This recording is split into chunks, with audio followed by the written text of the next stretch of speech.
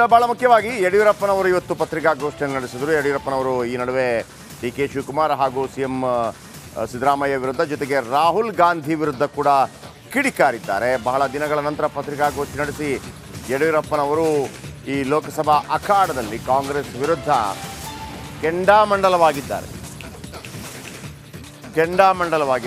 ರಾಹುಲ್ ಗಾಂಧಿ ನಾಯಕತ್ವ ವಿಫಲವಾಗಿದೆ ಅಂತ ಹೇಳಿದ್ದಾರೆ. ದೇಶದಲ್ಲಿ ಅವರ ಹೆಸರನ್ನು ಯಾರೂ ಹೇಳ್ತಾ ಇಲ್ಲ. ಈಗ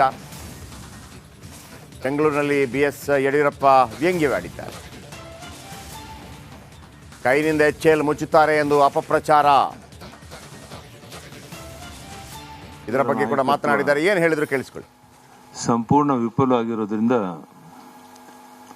ಯಾರೊಬ್ಬರೂ ಸಹ ರಾಹುಲ್ ಗಾಂಧಿ ಹೆಸರನ್ನು ಹೇಳಕ್ಕೆ ಸಿದ್ಧ ಇಲ್ಲ ಅನ್ನುವಂಥ ವಿಚಿತ್ರವಾದ ಪರಿಸ್ಥಿತಿ ಇರುವಂಥದ್ದು ನಿಮಗೆಲ್ಲ ಗೊತ್ತಿರುವಂಥ ಸಂಗತಿ.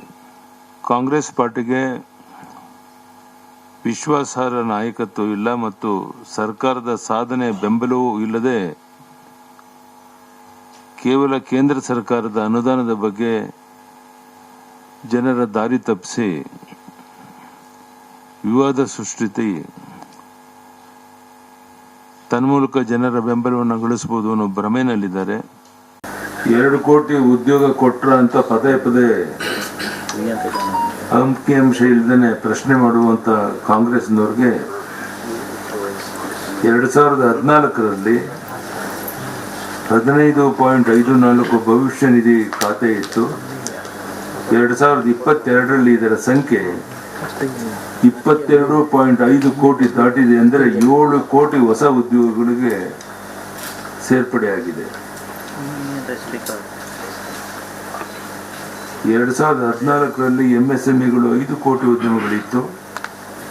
2022ರಲ್ಲಿ ಅದರ ಸಂಖ್ಯೆ 6.3 ಕೋಟಿ ದಾಟಿದೆ.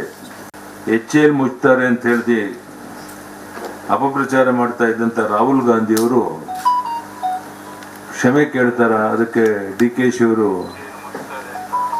ಕ್ಷಮೆ ಕೊಡಿಸ್ತಾರ ಅನ್ನೋ ಮಾತನ್ನ ಕೇಳಕ್ಕೆ ಇಚ್ಛೆ ಪಡ್ತೇನೆ. ಸಿದ್ದರಾಮಯ್ಯ ಸರ್ಕಾರ ಕಳೆದ 10 ತಿಂಗಳಲ್ಲಿ ರಾಜ್ಯದಲ್ಲಿ ಎಷ್ಟು ಉದ್ಯೋಗ ಸೃಷ್ಟಿ ಮಾಡಿದೆ ಎಂದು ವಿವರ ನೀಡಲಿ. ಉದ್ಯಮೆಯ ಸ್ಥಾಪನೆ ಕೇವಲ MB ಪಾಟೀಲ್ ಹಾಗೂ ಪ್ರಿಯಾಂಕಾ ಖರ್ಗೆ ಅವರ ಎಕ್ಸ್ ಖಾತೆಯಲ್ಲಿ ಮಾತ್ರ ಆರಂಭ ಆಗಿರೋದು. ಕಳೆದ 10 ತಿಂಗಳಲ್ಲಿ ಒಂದೇ ಒಂದು ಉದ್ಯೋಗವನ್ನ ನೀಡದೆ ದಾಖಲೆ ಮಾಡುವಂಥದ್ದು ಕಾಂಗ್ರೆಸ್ ಸರ್ಕಾರದ ಸಾಧನೆ.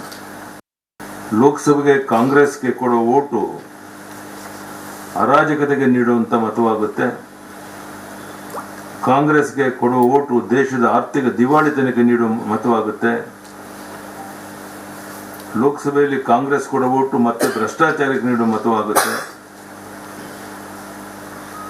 ಲೋಕಸಭೆಯಲ್ಲಿ ಕಾಂಗ್ರೆಸ್ ಕೊಡುವ ಓಟು ದೇಶದ ಅಭದ್ರತೆಗೆ ನೀಡುವಂತ ಮತವಾಗುತ್ತೆ.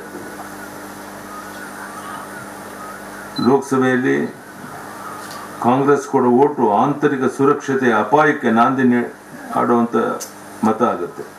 ಓಕೆ, ಸುರೇಶ್ ನಮ್ಮೊಂದಿಗೆ ನೇರ ಸಂಪರ್ಕದಲ್ಲಿದ್ದಾರೆ. ಸುರೇಶ್, ಇದು ಇಷ್ಟೊಂದು ಅಚಾನಕ್ಕಾಗಿ ಯಡಿಯೂರಪ್ಪನವರು ಪತ್ರಿಕಾಗೋಷ್ಠಿ ಕರೆದು ಏನು ಸಂದೇಶ ರವಾನೆ ಮಾಡುವಂಥ ಉದ್ದೇಶ ಇದು?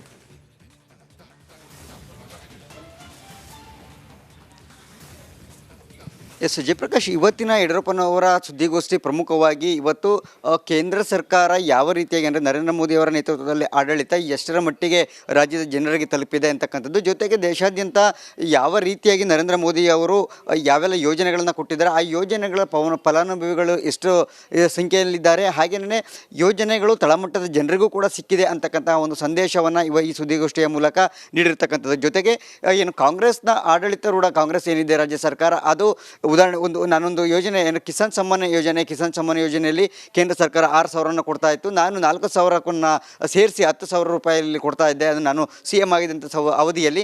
ಆದರೆ ಈಗ ಅವರು ಅಂದರೆ ಸಿದ್ದರಾಮಯ್ಯನವರು ಆ 4,000 ಕೂಡ ಕಡಿತ ಮಾಡಿ ಕೇವಲ ಕೇಂದ್ರ ಸರ್ಕಾರದ 6,000 ಮಾತ್ರ ಜನರಿಗೆ ಸಿಗ್ತಾ ಇರ್ತಕ್ಕಂಥದ್ದು ಕಿಸಾನ್ ಸಮ್ಮಾನ ಯೋಜನೆಯಲ್ಲಿ ರೈತರಿಗೆ. ಸೊ ಹೀಗಾಗಿ ಈ 4,000 ಕಡಿತ ಮಾಡಿರೋದು ಕೂಡ ಆಡಳಿತವಾಗಿ ದಿವಾಳಿ ಆಗಿದೆ ಸರ್ಕಾರ ಅಂತಕ್ಕಂಥದ್ದು ಮೂಲಕ ಸಿದ್ದರಾಮಯ್ಯ ಅವರಿಗೆ ಕೌಂಟರ್ನ ಕೊಟ್ಟಿರ್ತಕ್ಕಂಥದ್ದು. ಒಟ್ಟಾರೆಯಾಗಿ ಈ ಪ್ರೆಸ್ ಮೀಟ್ನಲ್ಲಿ ಎರಡು ವಿಚಾರಗಳು, ಒಂದು ಕಾಂಗ್ರೆಸ್ ನಾಯಕರ ವಿರುದ್ಧ ವಾಗ್ದಾಳಿ ಅಂತಕ್ಕಂಥದ್ದು, ಜೊತೆಗೆ ಏನು ಈ ಒಂದು ಕೇಂದ್ರ ಸರ್ಕಾರ ನರೇಂದ್ರ ಮೋದಿ ಅವರ ನೇತೃತ್ವದಲ್ಲಿ ಎಷ್ಟರ ಮಟ್ಟಿಗೆ ದೇಶ ಸುಭದ್ರವಾಗಿದೆ ಅಂತಕ್ಕಂಥ ಒಂದು ಸಂದೇಶವನ್ನು ನೀಡಿರ್ತಕ್ಕಂಥದ್ದು.